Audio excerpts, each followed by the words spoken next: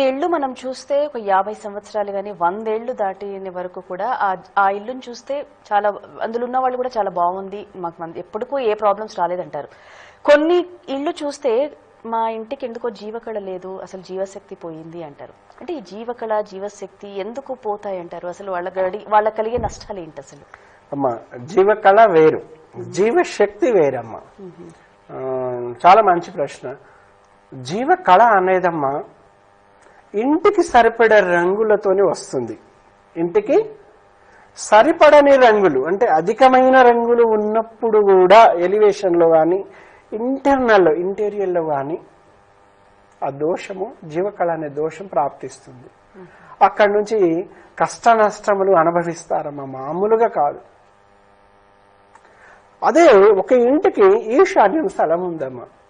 ఈశాన్య స్థలానికి తూర్పు రోడ్డు, ఉత్తరం రోడ్డు, వాటికి ఈశాన్య స్థలం. వాటికి పచ్చ, ఆకుపచ్చ రంగు అంటే ఆ ఇంటికి చాలా ఇష్టం. ఎందుకంటే నవగ్రహాలు బుధుడు ఉంటాడు అక్కడ.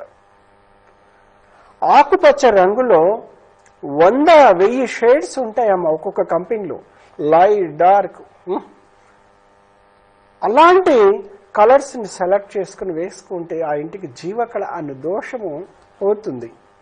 ఇప్పుడు ఉత్తరం దోషం ఒక రోడ్డు గల ఒక ఇల్లు ఉన్నదమ్మా, దాన్ని నార్త్ ఫేస్ హౌస్ అంటాం.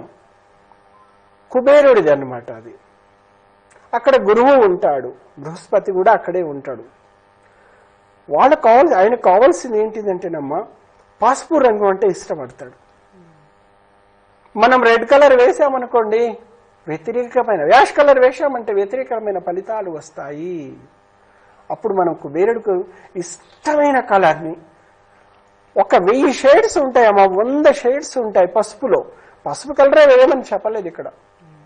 చాలా చక్కగా లైట్ కలర్స్ వేసుకోవాలి, అంటే ఆయనకి ఇష్టమైన కలరు. అప్పుడు ఏమవుతుందమ్మా, జీవకళను దోషం మనకు తీరిపోతుంది నేచురల్ గా. అందుకని నేను ఒక ఇల్లు చూసినప్పుడు, అమ్మా మీరు ఈ కలర్ తీసేసండి, ఈ కలర్ వేయండి అమ్మా, మీకు మంచి ఫలితాలు వస్తాయని చెప్పి వస్తుంటాను.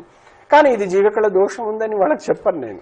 ఎవరికి ఇబ్బంది పెట్టాల్సిన అవసరం లేదు, భయప్రాంతులు చేయాల్సిన అవసరం మనకు లేదు. నేను ఎవరింట్లో అడుగు పెడితే వాళ్ళు బాగుండాలి, 100 సంవత్సరాలు బాగుండాలి, మనల్ని గుర్తు పెట్టుకోవాలి, వాళ్ళ ద్వారా 10 మంది ఇంకా వాసు చూపించుకోవాలి, వాళ్ళు కూడా బాగుండాలని ఒక మంచి సంకల్పంతోనే వాళ్ళ ఇంటికి వెళ్తానమ్మా. వాళ్ళు బాగుండాలి, వాళ్ళ ద్వారా నాకు 10 మంది రావాలి.